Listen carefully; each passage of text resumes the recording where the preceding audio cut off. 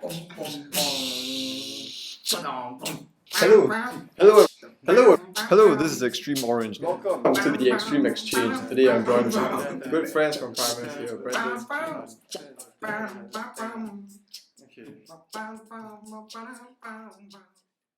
Hello, and welcome to yet another episode of the Extreme Exchange. Today's guest is none other than the amazing Aiken Chia. Say hi. Hey, hello everybody. Thank you so much for having me. So for those of you who don't know, he is the executive producer, account manager, and an actor for Night Owl Cinematics, also known as NOC on YouTube. Out of the many things that NOC does, Aiken is the host of Food King, which is a series where they explore the best food dishes in Singapore. He's also part of Reno King, which is another series where they venture into the undiscovered homes of Singapore. I'd be surprised if you don't already know NOC, but do check them out if you haven't. I'll put a link in the description. So very happy to have you on the show, Aiken. I'm so happy to be here. I jump at the opportunity to talk about my faith anytime there is one. So thanks for having me. So you're pretty tight with the people around you in NOC, right? And I'm guessing they know your stance on your faith and Christianity. I was wondering, do they ever ask you about it? Yeah, they do. They do, because I think, like, when you live differently, right, it might draw out some like weird stares or like weird questions. But ultimately, I feel like having something that you unwaveringly hold on to and believe in, it makes people curious, So I don't want to say just in media, because I know everywhere it's like that. But for example, like with regards to sexuality, right? So people like to talk very openly about it, whether male or female now, Yeah. So in just normal conversations, like, to say that what we believe as what we hold on to, the values that we hold on to, like, people, I'm amazed, because to me it's so normal, because I've grown up since I was 15 in church, and I've grown up embracing these values, and I strongly believe in them, not just because my leader says so, but I do believe it's God's best for us, which is why I believe in like sex after marriage and blah blah blah, and these are just values like this. People find like out of this world. They're like, you're one of the last few people left who hold on to these values or so traditional. I'm like, they say something like it's the 21st century already. Why are we still doing this? Yeah, whatever that means, right? And I think what's interesting for me was, as much as people would say these things or ask about these things, right? I may be delusional, but deep down, I do get a sense of respect. I do sense an underlying sense of like respect, because this guy knows what he believes in, and he's not compromising on what he believes in. And no matter how many bad jokes they can throw at me with regards to this area, I feel like there is still the underlying like, oh, okay, this guy's different. And so like values like that open up the door to a lot of conversation and a lot of organic sharing, right? Like, hey, why do you not want to like go and sleep around? Why do you what do you believe in? And that creates a lot of opportunity to just really share organically about the faith.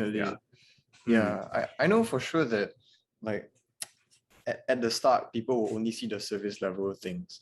Like they will look at you and they will think, wow, this guy believes in this and this, how ridiculous, right? But I think one of the most important things to do is to really stand firm as to where you stand, because then it really shows that you're not like some wavering guy that isn't really sure about what he's doing. And then when they see how sure you are, right, then they'll obviously be curious as to where this certainty comes from, and why, despite everybody saying otherwise, you are still unwavering. And I like to ask, like, we especially, sorry, my mom's like backing stuff. No, it's okay. Mom, I know. do you mind? With regards to like for example, like the world's view on sexuality, right, or what popular media teaches, I like to ask people, I'm like, actually, why do you believe that? Where did you get the idea from? Like movies? Because you want to base your life off Hollywood.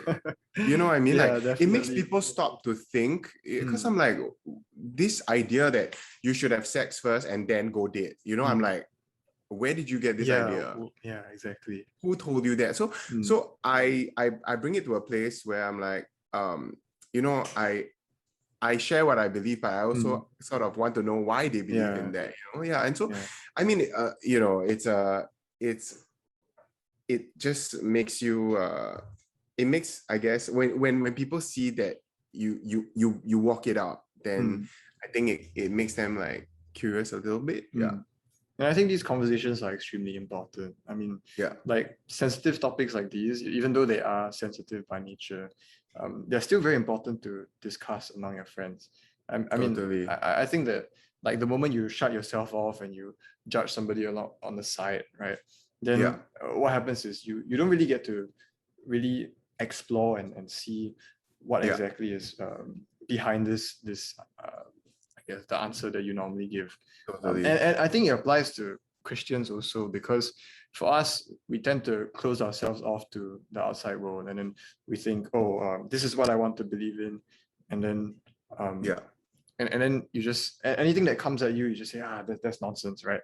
Yeah. But I think what you do is really important, is to really go and find out where exactly their values come from. Because, I mean, Mm. for one thing, I mean, it's important to understand your enemy first, to understand, I guess, the kind of condition that that kind of heart has, and Yeah. if anything, it really helps you to speak to the person more personally Yeah. when you try and talk to them. Yeah.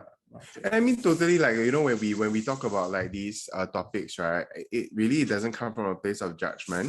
Mm, Sometimes, like, I get in fact, if there's any judgment, it's usually because like I'm teased for holding on to these values, right? mm, But I mean, I can laugh it off, but I can also lead the conversation into something a little bit deeper. Yeah. definitely. Because Yeah. why? Yeah, I mean, like, if we're just like haha he he, and you mentioned like these are sensitive topics, but Mm, I feel like they are not treated sensitively.